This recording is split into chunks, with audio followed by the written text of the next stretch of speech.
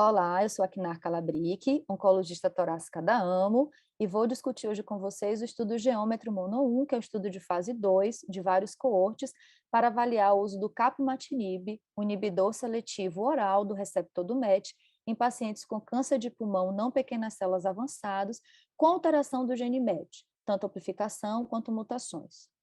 Vale frisar que a aprovação no Brasil e algumas agências regulatórias do mundo foi para MET Skip Mutation do exon 14, baseado na coorte 4, que eram pacientes previamente tratados, e 5B, sem tratamento prévio, de pacientes com MET Skip Mutation do exon 14, que revelou uma alta eficácia. Quais foram esses dados? Nessas duas coortes, os pacientes sem tratamento prévio, na coorte 5B, sem tratamento prévio, os pacientes apresentaram a taxa de resposta de 68%. Na coorte 4, que eram pacientes com tratamento prévio, a taxa de resposta foi de 41%, mostrando, então, que o capmatinib parece ser mais ativo em pacientes virgens de tratamento com MET Skip Mutation do exon 14.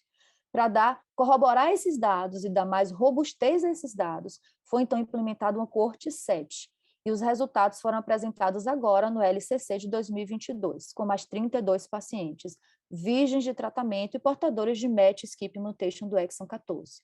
Mais uma vez, a taxa de resposta ficou elevada, ao redor de 70%.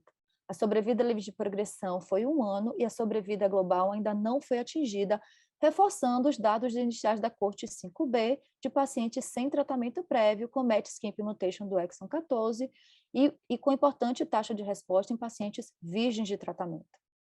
O que isso nos leva a mudar na prática clínica, né? E reforçar, na verdade, a prática clínica, a importância de uma testagem ampla. Esses dados reforçam a importância de se testar os pacientes ao diagnóstico dos pacientes com câncer de pulmão, não pequenas células, histologia não escamosa, ao diagnóstico e não somente fazer a testagem do painel básico, EGFR e ALK. É preciso a gente pesquisar, né, o MET ao diagnóstico, MET Skip Mutation do exon 14 ao diagnóstico, apesar de corresponder a 3 a 4% dos pacientes. Por quê? Porque a gente pode oferecer ao diagnóstico maior benefício da droga, que são em pacientes virgens de tratamento, e não deixar para a segunda linha ou terceira linha como tratamento de resgate.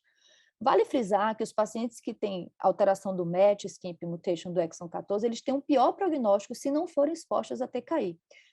Dados mostram que a sobrevida global gira ao redor de 6 a 8 meses. É pior, inclusive, de pacientes que não tenham nenhum drive mutation, que gira ao redor de 1 ano. Então, reforçando, no Brasil, a gente tem a aprovação do capmatinib para MET Skip Mutation do exon 14, né? Os dados do estudo Geometry reforçam na coorte dos pacientes virgens de tratamento que ele é mais ativo como um tratamento de primeira linha.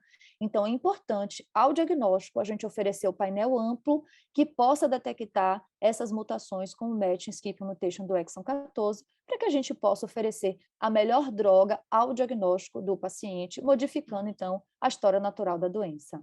Obrigada pela atenção de vocês.